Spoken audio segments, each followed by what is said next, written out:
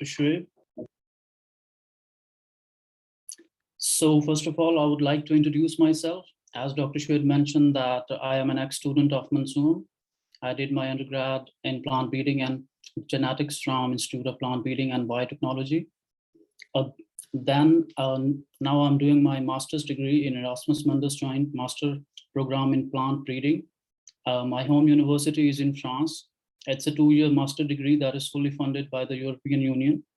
As this is an Erasmus program, so we had to travel to different countries for our different semesters. But as my home university is in France, so I'll be talking more about a French institution that I was in and the process of how to get the scholarship. And at the end, I would probably talk about something about the lifestyle of students there as well.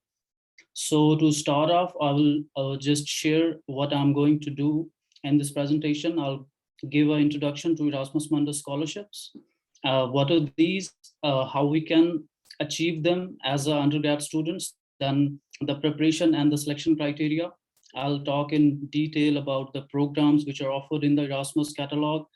And secondly, what are the selection criteria we should consider as undergrad student, and what we can do differently that there should be chances which are increased for us as well. Then I'll talk about a bit about the visa process as well, like how we can get the visa after getting the scholarship. That is not a hard part, believe me.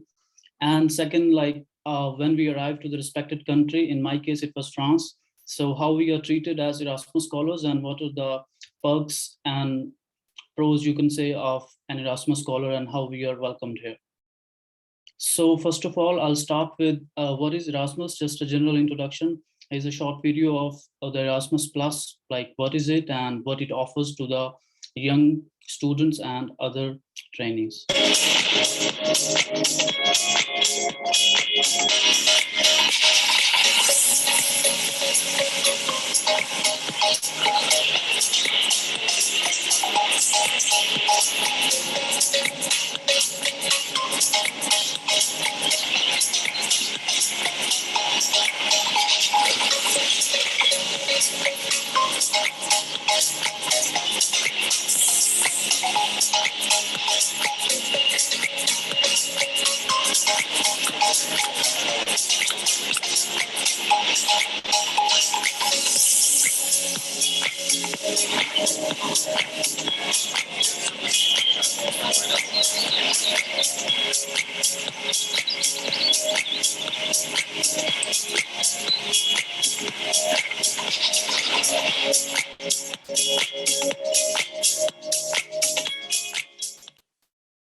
So I hope you got an idea about the Erasmus Plus. What is this program and what are the perks of being an Erasmus scholar? It is actually a program which is connected in the European Union and even beyond European Union as well. Some countries are part of the this Erasmus program, and it has a lot of benefits, as we see that people from different countries come together and share their experiences as well. And we can learn, we can actually get an exposure that is a really good in terms of our personal and professional grooming, I would say. So let's talk about the funding for Erasmus Plus scholars, because that is a really great plus when we are applying. And this is actually what we see as like Pakistani students. Okay, we are going to Europe. Yes, we will explore, we will visit a lot of countries and we will get the exposure as well. But the most important part is also that it should be a fully funded scholarship. Otherwise, living expense in Europe is bit extra or bit more for us like Pakistani students. So I'll just talk about the funding which Erasmus scholars get. There is 1,000 monthly scholarship that is given to Erasmus scholars for 2 years. And then there is this installation cost as well. When you arrive to your respected country for the first time, they give just 100,000 euros just for the installation, probably for getting around, getting the apartment if you're not given the residence on campus, and some other things as well. And it is fully funded scholarship. They pay the tuition fees of your university. They give you monthly allowance and even yearly allowances as well. If you want to travel back to Pakistan as well, you can travel and they will pay for that as well. And there is actually a good news for now. The recent scholars, they will get 1400 euros instead of 1000 euros per month. That is actually a good upgrade to the Erasmus Plus program and for the students, I would say. But they have did, deducted the travel allowance. But if you're getting 1400 euros per month, that actually covers all the costs that you are expecting to have. So this is one of the really good thing, other than exposure and other than the learning part as well. So once we are done with Erasmus introduction, what it is and what Erasmus Scholar gets. So now I will talk about the selection of the programs. When you're totally like just starting the process of your applying, you go to the Erasmus Mundus catalog, you just search on Google, and I have here given the link as well. There is a very simple process here. There are some filtered words. You just put the keywords and the programs related to that just appear. Like here, you can see that I put plant breeding and I got a program named by the Erasmus Mundus Master Program in Plant Breeding. And these are the respected countries where you will be studying. That is like France, Austria, Hungary, Italy, Spain, 6 European countries that you will be visiting. And I think that's a really great perk of that as well. Once you have selected the program, then you go to the program's website, and there are some other selection criterias, documents asked, and some other things that you have to look into as well. Because this is just the introduction or the primary part of the selection of the programs. But once you get to the website of the program, then there is some selection criterias as well. I would talk about my program, M-Plant, that is called. It has the selection criteria. What are the things that we should consider? What were the documents that I had to give them? And what were the things that they looked into a candidate when you can say that seeing his application and other stuff. So first I'll talk about the written application that they had the selection criteria. We can see that here academic competencies were 45% based on the BSc, like our undergrad degree. Then subject related knowledge, then skills and motivation letter, like what we know about the plant breeding and what are our future and career goals, you can say. So this covered the 45% score of well. Then personal and interpersonal competences, like how you are in the communication skills. When I talk about the communication skills, first they check your language skills as well, which is basically English. Yes, you have to be really good in English, but the basic thing that they look in a candidate is the communication skills. Because here in Europe, they don't speak English as their first language as well. Every respected country has their own language. Like in France, most of the people use or speak French, you can say. In Germany, they speak, I have heard like a lot of people speak English as well, but still they prefer German over English as well. So these are the criterias, you can say, for the written application for my program that I applied. But this criteria can change according to the program as well. Like if you're applying for any other program, you go to the website and you probably see that there are different selection criteria for that. So you have to really look into that and be careful about that while applying for that. Like written application, your recommendation letters, your motivation letter, your CV itself, and your work experience. Work experience, as we are undergrad students, so they might not expect a lot. But if we have volunteered or if we have done some lab or field work, that would really add to our overall profile as a candidate as well, and it will increase our chances for the selection for interview, I would say. So once we are done with the written application, then we go to the interview part. Interview part has also its own criterias. As I told, that English, like the language skills, they also look for that, but major is the communication skills. So I will just talk about what criterias were there for interview in my program. The English level, like out of 20, they had four. Motivation, what is the motivation for pursuing this Erasmus program, what we have in us that they want and what we can give them as well, that is important. I'll talk about probably in detail later as well, like how to prepare yourself for the interview and what skills or what things we should consider while doing doing the interview. Then the knowledge of the subject, as I told earlier, both that is required for both written and the interview application. Communication and interpersonal skills, like so you can see that communication and motivation covers more than half of the interview part. So if you are motivated and you have good communication skills, then there is a high possibility that probably you can be selected for the Erasmus programs as well.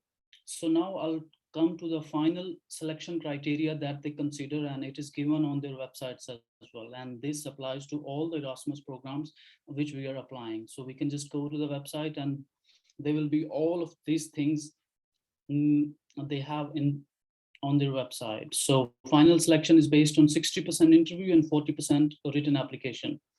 Now, you will be wondering that why is that they only consider 40% application, like the written application, and 60% interview? Because in written application, they don't like see you in person. They don't know that yes, a person has written an application and that is good enough, but still we have to talk to him face to face and see what he is offering, or what he has written is actually true or not. So yes, you have to really focus on the written application as well to get to the final interview selection, which by the way, you can say that is 15 to 20% of the written application candidates. Like if 500 candidates apply for a Erasmus program, that is, I'm talking about from all over the world, then they'll probably select 40, 50 candidates for the interview, and then they will screen from them as well. They'll select only 28 to 29 candidates per Erasmus program. That is their, you can say, thing that they do while selecting the candidates for an Erasmus program. So now, as we know that the selection criteria for the program is given before you apply, so now you can make yourself ready for that as well. So what are the common things that we should be looking beforehand the application? You can say we should have some internships, some lab work, some field work, online courses and workshops attended. I know that that's a lot, and probably we as undergrad students in the 6th, 7th semester, probably we are not able to have all those things as well. But I think that's where we have to just volunteer for some internships in our summer or do some projects in our undergrad as well. I remember being the undergrad student in the Institute of Plant Breeding, and I was offered a summer project by Dr. Zulfkar Ali. I did some other volunteer works as well, which were in the university, like Agriculture Volunteer Society, and some other field works as well, which were related to the practical courses. And I turned those practical, like you can say, field work or course work into my experience. And I asked the teachers, yes, if you can give me a letter of experience, like I have worked on this and I have the skill of that thing as well, so that would be a great plus for us. Like I did some hybridization of some field crops, so that I took a letter from respected teachers and they provided it with happiness, I would say. So if you are really working in the fields and focusing on the practical courses, then it can be a really good plus for you while applying for the Erasmus programs or any other scholarship, you can say. Because experience or skill is what gets you on top of other candidates as well. Yes, you have written a good motivation letter. Yes, you have good CV, and the CGPA, of course, is very important as it covers 45% here in my case. But I have seen some candidates as well which had less CGPA, or their program considers CGPA like 20% or only 25%, and they focus on other things as well. So it varies according to the program, but CGPA plays an important role in the selection of the Erasmus candidates as well. So these are the selection criteria which we should consider. And what we should do is like do some internships, lab field work that I mentioned. So once we know the selection criteria, then the question comes, how should we prepare yourself? Uh, I would like to mention here something that every person has its own tactics. You can say that he has his own kind of uniqueness that he goes or approaches the things. So it's not it's a very general thing that we should do. Sorry, it's a very general thing that we should be doing, but every person like has its own success road, I would say. And no one can copy one person's exactly the road that he followed. Like one person is succeeded for something, it should not be true that you should also follow the exact same path and you should also succeed, because every person has its own uniqueness and his own kind of thing that he does and he gets ready.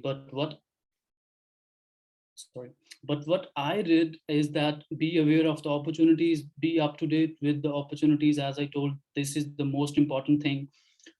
We should get these informations from Facebook groups, from LinkedIn groups as well, because LinkedIn is a very powerful source to search for the opportunities that we are looking, like scholarships or other opportunities. Even PhDs are a thing now, and LinkedIn is the most important platform for that.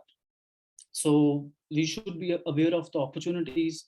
Then second comes the analyze your situation. That's what I did. Like, we should see ourselves where we stand among the other, you can say, fellows or classmates and stuff.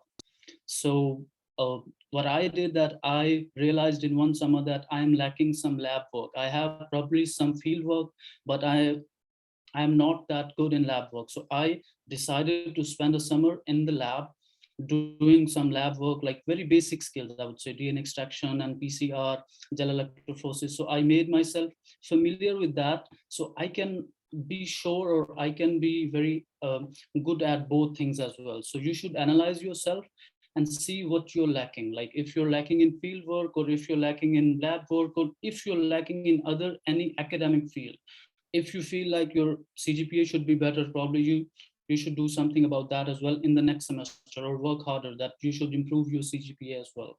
So it's up to a candidate, or it's up to an individual, that he should analyze what lacks he has and what he can do to improve them. So once you have analyzed your situation, then comes decision part on what programs, on what scholarships you want to apply, and what are the criteria of that. So you have to decide, okay, if I'm applying for this scholarship, these are the selection criteria, these are the things that I should consider, and that's how I can get that. Like, once you have analyzed your situation, decided what you want, then you can probably execute as well. uh, After the decision, you can make your plan. Okay, I have this amount of time and I can do these things as well. So so probably make a list of your own, that you things to do, and then I think you can do these things as well. Once you have laid out the plan of uh, whole process, you can say how and this thing is going to be, then probably you can execute in a good way as well. And after execution, of course, success is not in our hands, but what is in our hands is try full and work hard. And once you work hard, like, of course, you will be paid for those work as well.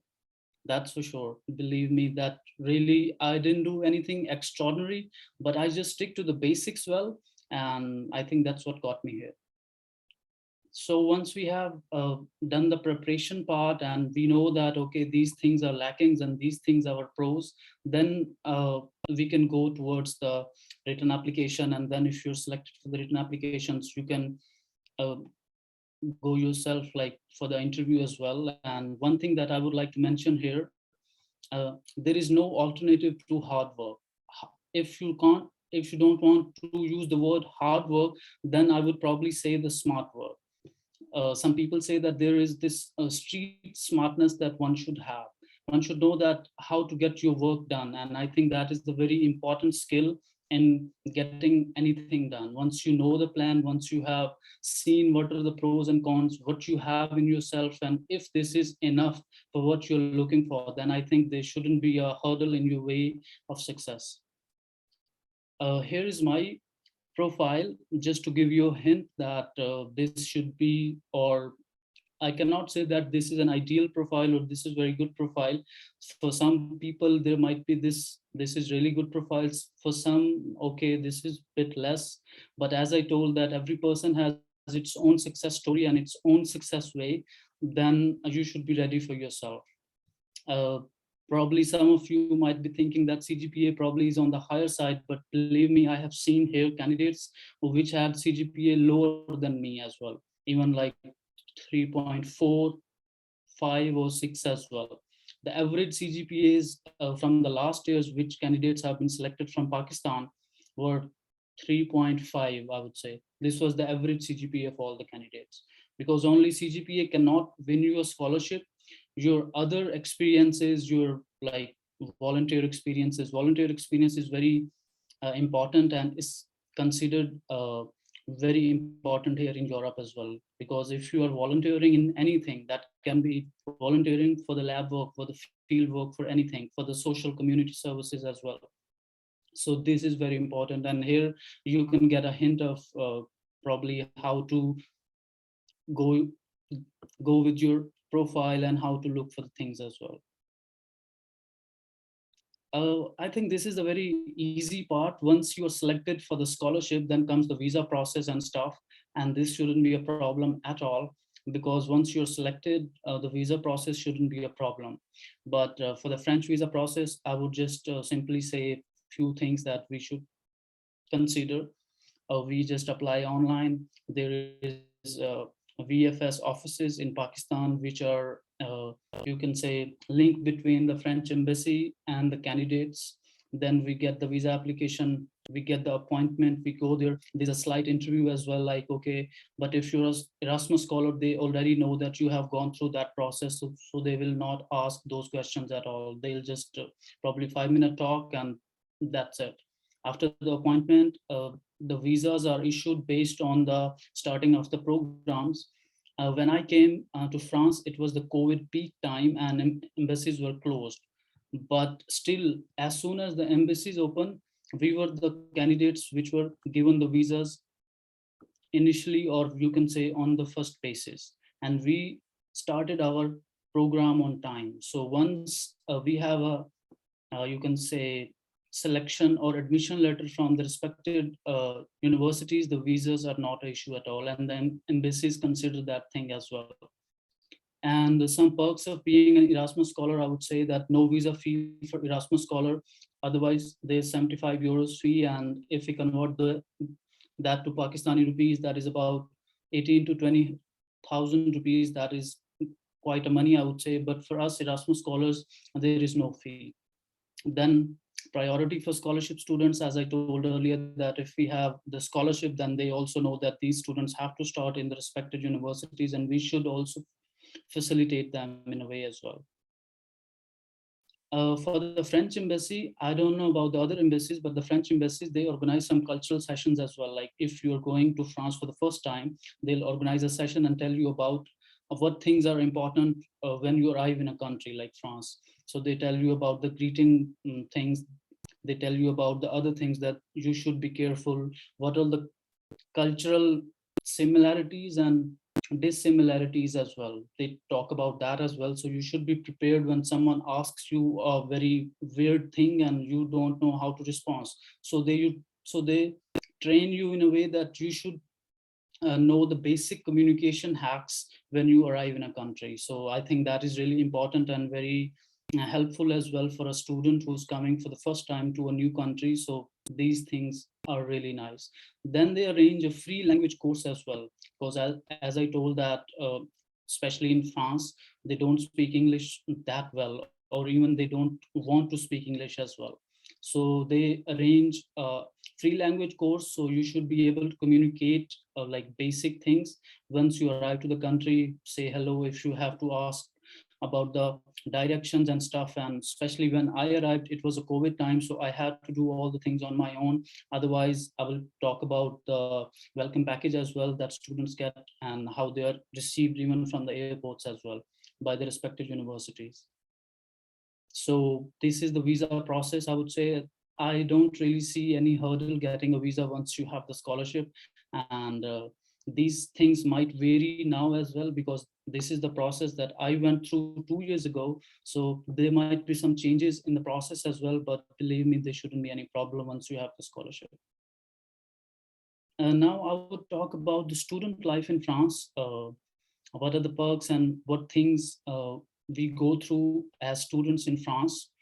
First, as I told about, that once we arrive in a country, they give a welcome package for international students. Welcome package includes, like, first they will receive us from the airport or from the train station, and they will show us around. They will lead us to our rooms. They will give some a kind of good box, a welcome box, you can say, where there are some cookies or there are some other things which are just a gesture for them that yes, we are welcoming you as international students, and we really are happy to meet you as well. And then there are very active and engaging activities as well, like visits to several research stations, lab activities, and some group projects. In this master, I have done 2 group projects which were on different topics, but we were the group of 4 students and had to devise an idea about a certain crop, about something like what the things are being done and what can be done in the future as well. So we had a whole like seminars, presentations on that as well, and it continued for the whole 2 years as well. So there was phases of the projects, like after 4 or 5 months, there is one seminar of the group and we have to present our findings or our activities, what we have done. Then there is this 2 week summer camp as well in my program, and that is, I would say, a really good thing.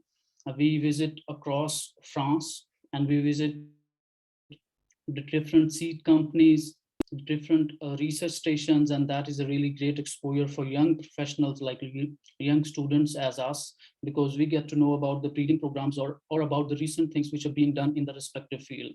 So I think these activities are very engaging and very good. And here probably you can see that these are the things as well they do for the cultural integration as well. Probably you can see here Pakistani flag as well. So there were, in my program, there was 17 different countries which were participating in this program, like 17 students from different countries as well. So that is a really good thing. They share their experiences, we share our experiences. So this is a great integration of social life as well and the cultural aspects as well. Then the coordinators for my program were very active and helpful. If we international students have any problem regarding any social integration or any legal issues like bank accounts or residence permits, so they do the stuff for us. We don't even have to go to the immigration office by ourselves as well. So they are very supportive and very helpful in this regard. So you feel fully integrated into the country and into the program, and you don't feel like homesickness or some other things as well. Now I would like just end my presentation with this slide, that what are the general perks of being an Erasmus scholar as well.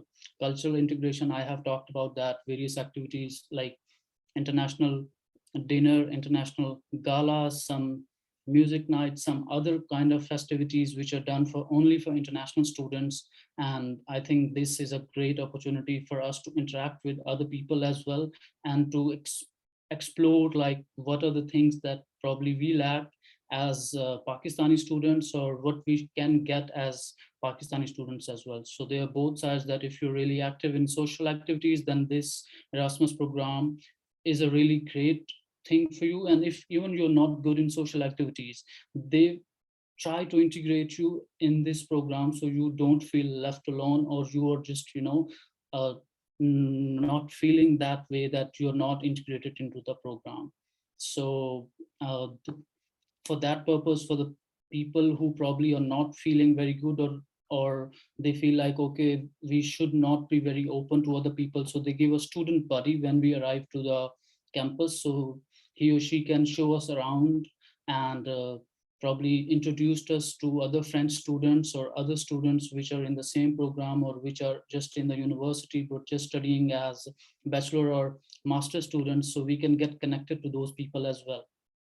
Then exploring the France and Europe part is of course a very good perk and a very big plus, I would say, that you get to visit different countries and visit the whole France, like the country that you are in. So these are the basic perks, I would say. This is the very general thing that I'm telling you, but once you come in a country and have the Erasmus scholarship, believe me, you really have a lot of options to explore, both in academic field as well, and both in social or cultural aspects as well.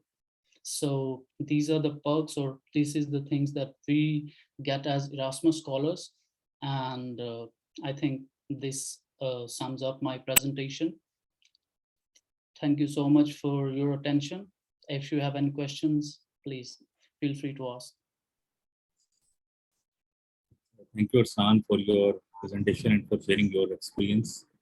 Now the floor is open for question and answer. You can use both options. You can use the raise hand option, or you can also write your question in question answer box. Okay, I'm seeing the question answer box now. Muhammad Haris Ali has asked, CGPA matters a lot. Uh, I don't think that matters a lot, as I told that each program has its own criteria for the academic part, as my program had 45% just in the written application, and the written application whole itself was only 40% for the whole selection process, you can say. So yes, CGPA matters, but it doesn't matter a lot. If you don't have that higher CGPA, you shouldn't be afraid. But if you have a CGPA around, as I mentioned, the average CGPA, that should also work. But to compensate the lack of CGPA, then probably you need to get some other activities done as well. The other question is from Tasneem. What will be the CGPA to get this scholarship or getting abroad scholarships as well? Again, the similar, I think, question. So I would again answer the same, that CGPA matters, of course. And if you have a good CGPA or good academic background, like if you're strong or sound in academic backgrounds, then there shouldn't be a problem for you selecting. But believe me, I have seen a student from University of Punjab, Lahore last year from Biotechnology Institute, and she had the gold medal and she had the highest CGPA in her batch. She was selected for the written application, but in the final interview, she was not selected. I don't know exactly what went wrong in the interview, but if you even have a highest CGPA as well in the class, there is chance that you will not be selected. So you should be focused on all the selection criteria processes, not only about just the CGPA part that probably is less than half of the thing that you should be worried about, but you should also consider other things as well. So I think that should answer your question. The next question is from Mu Khan. Thanks for presentation. Here is Usama. Okay. In Erasmus, is it compulsory or any process before applying to write a letter to professors? No. Here, this Erasmus Plus programs are like you don't have to contact any teachers at all, or any, you can say, professors from the respected countries, because this is an online available platform and teachers don't have to do anything at all. So this is not a university specific program. This is funded by the European Union, so you don't have to contact any teachers regarding that. You should just fill out the application by yourself. They have asked about the documents like LOM or LOR and other CV and some other things that you have done, but you don't have to contact the teachers themselves. Okay, then the next question is, when will Erasmus scholarship open? Okay, the Erasmus catalog is updated every October, like every October. In the start of October, these programs are updated. So you can check in October which programs are available and which programs you can select. And from October, there is time till mid of February as well. For my program, it opened in October 15, if I remember well. And then the closing date or the last date to apply for the scholarship was 14th of February.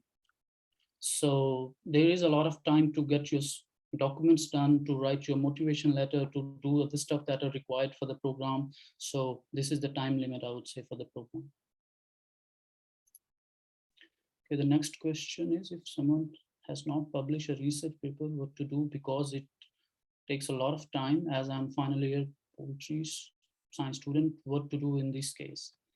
For the research papers, I myself didn't have any research article published, and even I don't have till now as well. Even I'm about to finish my master's, like I'm just doing my thesis work. So if you don't have published articles, this shouldn't be a problem for the selection criteria, because if they have asked in the selection criteria that if you have some publications, then probably it might be the case. But in most of the Erasmus programs that I have been like searching, or I gone through with some friends which have been selected for other Erasmus programs, the research articles were not an issue at all. If you're strong and sound in your academic background, and if you have done some other related work, then this shouldn't be a problem at all. The next question is from Shahid Rahman. can married person would be easily settled there also being student or not? Yes, married person are settled here easily. And even one of my fellow was married and he had a child as well. So he brought his wife and child both to France, and I think he got some extra money for that as well. So if you're married, that shouldn't be a problem at all. Next question is, what is the standard method of resume? The standard method that they ask for the Erasmus programs is Europass CV. If you just write the name Europass on Google, you will get the type of format that they require for the Erasmus programs. And that is the general method or the general CV format, which is used in Europe, like all across Europe as well. If you're applying for some other scholarships as well in Europe, Europass CV should be a good method or good format for the CV, I would say. The next question is, what about English test like IELTS, etc.? Are they compulsory? And no, they're not compulsory, I would say, because for my program, it was not compulsory, but I did the English test anyways because I wanted to improve my English skills. And if you are good in English, I would say that this is a really plus in like all other respected fields as well. But as I told that they don't speak English much here in European countries like France, they have their own language, Germany, they have their own language. So this is not a problem, but if you have done the IELTS, like any English language test, this should be a plus for your interview as well, because some programs have specified the criteria, like English should be marked out of some 100 or something. So if you have done the IELTS, like, or any English language test, this should be a plus, but these are not compulsory. But again, I would say that these vary according to the programs as well. So you should be very careful about selection criteria while applying. Okay. When you got your mail of selection? Okay, as the last date was in, I think, start of February. So I got my selection mail in the start of March. So they take about 1.5 months to process all the applicants. And then they invite the selected candidates to interview, and which was, I think, about 15 to 20 days after the date. And then we got the final selection mail after 1.5 or 2 months maximum. But that varies according to the programs as well. So I mean, believe me, if you have done a good, if you're invited for the interview, then after 15, 20 days, you should get the response as well. Because they select only few candidates for interview, which are in the final selection processes as well. And they just pick the candidates from those students which have been asked for interviews as well. So the next question is from Muhammad Haris Ali. I'm your batch fellow and we prepare that together. I had all the experiences you mentioned. I just lack in CGPA that affected me. Okay, I would say then that's a really bad thing, Haris. But I won't say that CGPA plays that important role. As I mentioned, that some programs has specifically asked for that criteria, like they have mentioned that CGPA probably would be 45% or 50% of the whole written application. So in that case, probably CGPA does matter a lot. But if they have asked in the selection criteria that CGPA probably will only 25% or something like that, then CGPA should not be a problem, I think. Because I have seen here, like my own fellows, that they have very less CGPAs as well and they are selected, but they had some other relevant experiences related to their respective field as well. So I think if you're lacking in CGPA, then you should try to be sound in other aspects of your academic background as well. So the next question is how we know about resume standard or not, because I am in UAE doing a job as an agriculture engineer. And for this job, I have done a lot of changes in resume almost 3 months continuously. I worked on it and then I was able to get this job. Okay, that's really good that you got the job eventually. But as I told that your resume should be according to the job or scholarship that you're applying. The general CV doesn't work for all the programs, because if you know the selection criteria of the program and if you know that these things can be a plus in my CV, then you should change your CV accordingly. And as you're as you have mentioned here that you have worked on your CV and you got the job eventually. So that shows that if you really see the criteria, or the person who is hiring is looking for the candidates, so you can get this thing done. And resume standard is, as I told, that Europass is the standard resume, but you can make your own resume formats as well.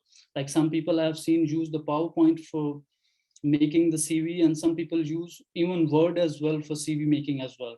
So the format, if they have specified the format, then probably it should be a plus. But if they haven't, then you can make your own CV format, and this should not affect your overall process of selection, I would say. Does any written test required for Erasmus? And no, there is no written test required for Erasmus. There are just two selection criteria: written application and the interview as well. And even in some Erasmus programs, I have seen that they don't ask for interviews as well. Based on your written application, they just select the candidates and send the selection mail. But those are very few programs, I would say. One more question from Samuel's name from plant breeding students. M-Plant is program. Yeah. M-Plant is program. This is the short version of that, like Erasmus Mundus joint master degree in plant breeding. So if you just search M-Plant, this program will appear. Like you will see the website, and then you can get to the selection criteria and some other things as well. How much subject knowledge matters in interview? Do they detail about subject? Yes, subject related knowledge is very important, I would say, when you're going through an interview, because they don't only ask about the motivation for the program, they also ask about what are your future plans, like where do you see yourself in 5 or 10 years. So that question should be answered with a good academic background as well, like probably I see myself as a PhD candidate, or probably I see myself as a young breeder in some seed company. So you should have plans related to that as well. And they will probably ask about the skills as well, like what have you done in your undergrad degree and what you want to do in your future as well. So these subject related knowledge is very important, I would say. But if you're, as I told, that sound in your academics, this shouldn't be a problem. And they also know that you are only an undergrad student, though, so they don't expect much. But if you give a really good answer, which probably is not expected, so they should be impressed, and there are higher chances that you will be selected.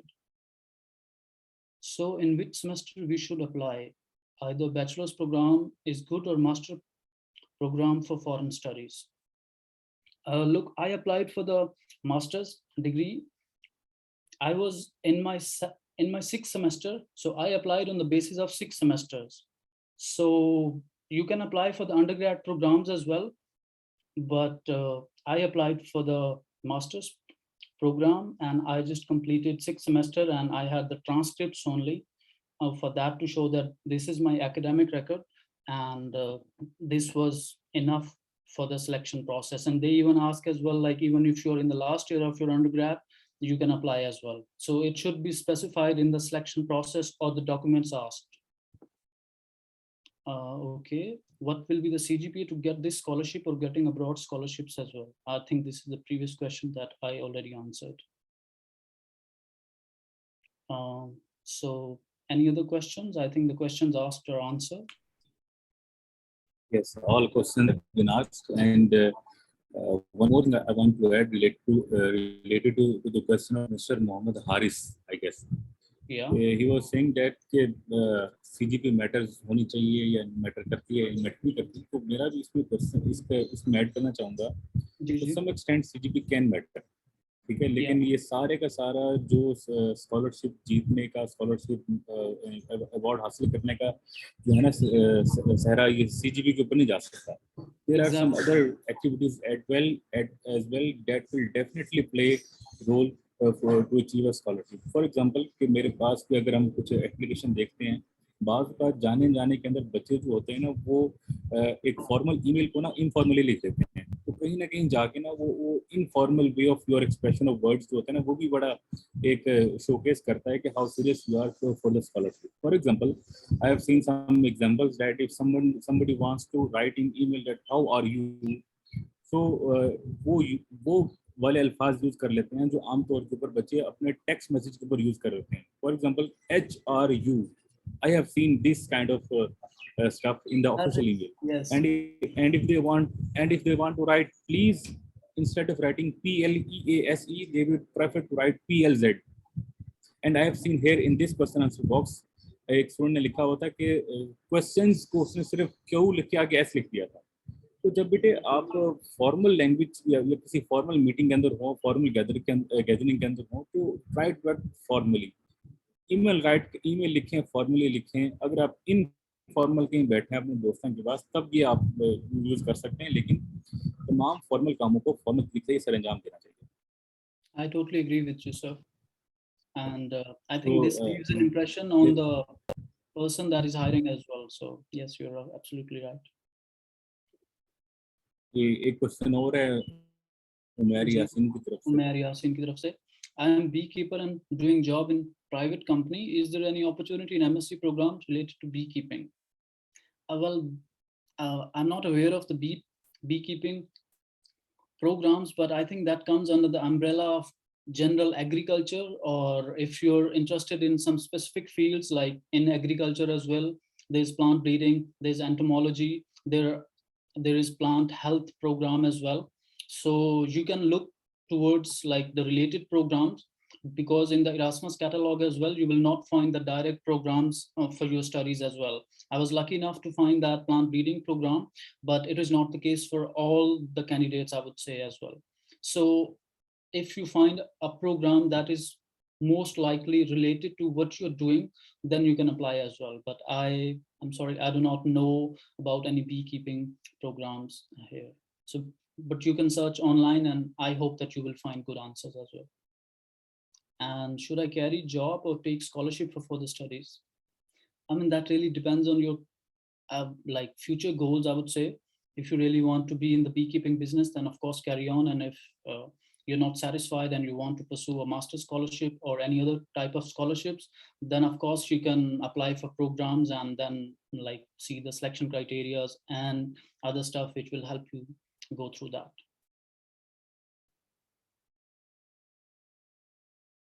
Yeah, any other questions?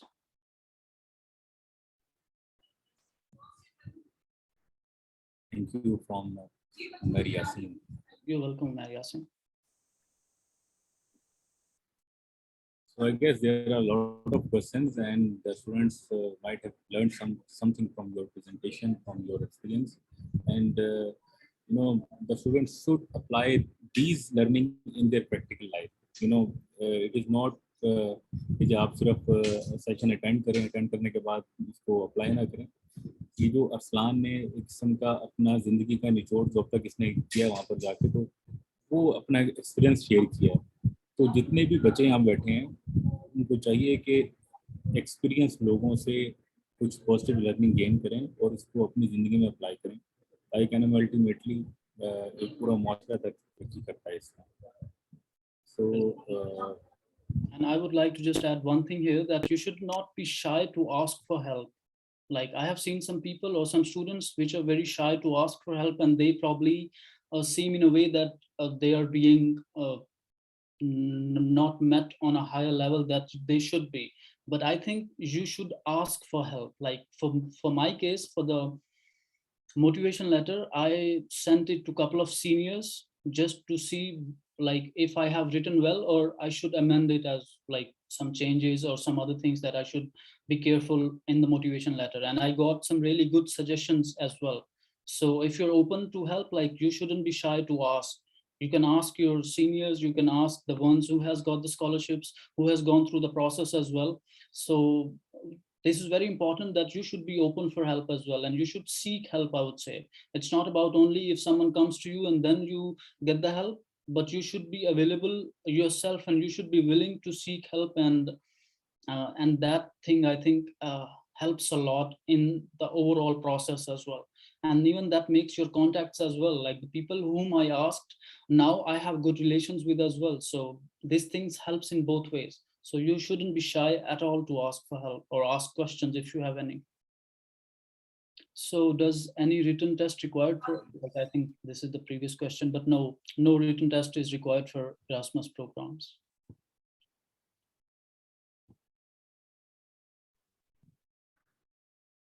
Okay, Arslan, thank you for your time and for the presentation.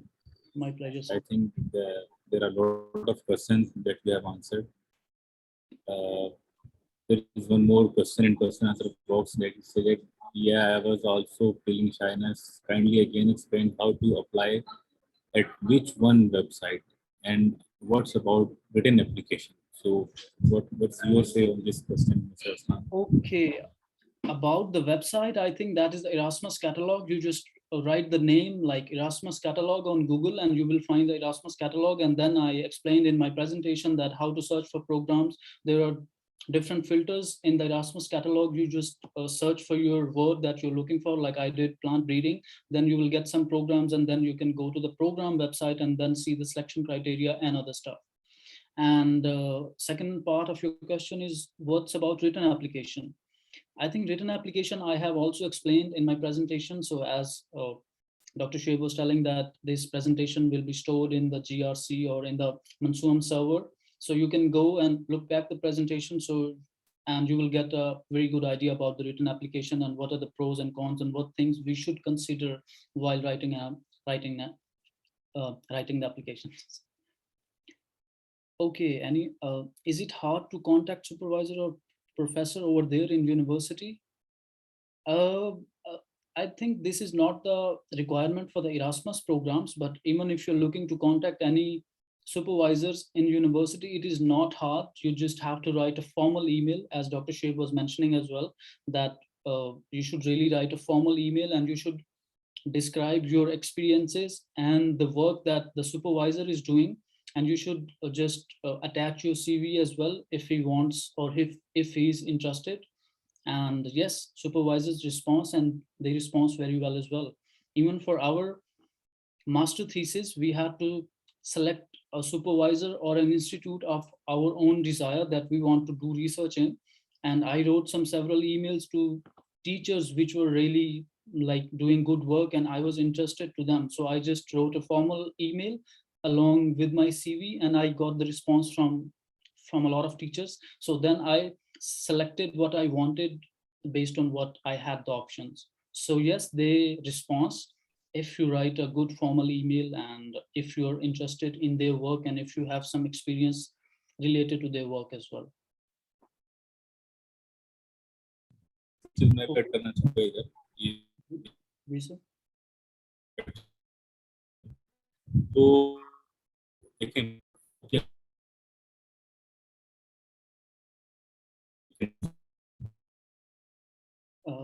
I'm sorry, sir, but I'm not able to hear you. I don't know. तो आपको अपने मेरी आवाज आ रही है आप सबको? I think अभी Arslan, ji ji. am I audible to you? Yes, sir. Now you are. I was talking that I was talking कि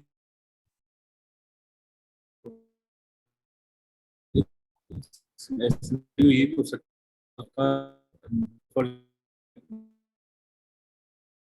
कहीं भी पढ़ने जाना चाहता हूँ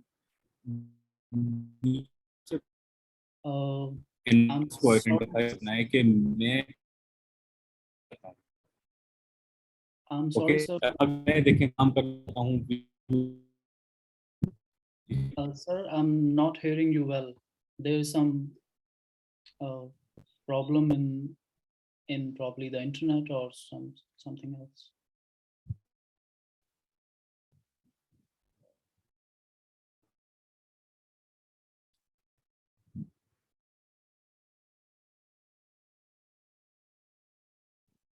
Okay, in the meantime, while Dr. Shoaib connects again, there is another question. Are the scholarships fully funded? Yes, these are fully funded.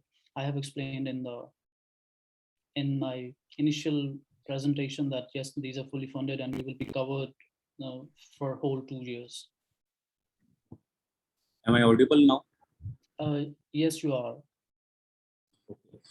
तो मैं बात कर रहा था कि अगर मैंने अपना एरिया ऑफ इंटरेस्ट बनाया कि मैंने वीट के ऊपर काम करना है और मैं अमेरिका में, फ्रांस में या जर्मनी में किसी ऐसे प्रोफेसर को ईमेल कर देता हूँ जो प्रोफेसर कॉटन के ऊपर काम कर रहा है, जी, तो मैंने इट मीन्स मेरी मेरी वर्किंग नहीं है, मैंने उस प्रोफेसर को ईमेल क्यों की मैंने, तो शायद मुझे वहाँ से रिस्पॉन्स ना आए। तो जोन सा भी स्टूडेंट क्या नाम है कहीं बाहर अप्लाई करना चाहता है तो पहले देखें कि वो किस लैब में जाना चाहते हैं, उस लैब में लोग क्या काम कर रहे हैं, उस लैब के लास्ट 5 ईयर में पब्लिकेशन किस तरह की आई हैं, तो उसी के मुताबिक आप प्रपोजल बनाएंगे, उसके मुताबिक ईमेल लिखेंगे, तो आपको प्रोफेसर से या उस लैब से रिप्लाई आने के चांस बढ़ जाते हैं। लेकिन अगर रैंडमली ईमेल करेंगे ना कि I have my name is ABC, my CGP is even 3.8 for example, and I want to do masters in your lab or in your university, so nobody will care about this kind of email. एक comprehensive email लिखो ताकि पता लगे कि एक serious student ने एक email की है और ताकि उसका रिस्पांस आए। True, sir, true. I totally agree with that. And I think आपको ईमेल लिखने से पहले या किसी भी सुपरवाइजर को कांटेक्ट करने से पहले एक रिसर्च करनी चाहिए about his work and your interest as well. अगर आपके इंटरेस्ट या आपका वर्क कहीं पे जाके रिलेट करता है उनके वर्क से, so this will be a great plus for you, I think. And as you explained, this should be the case.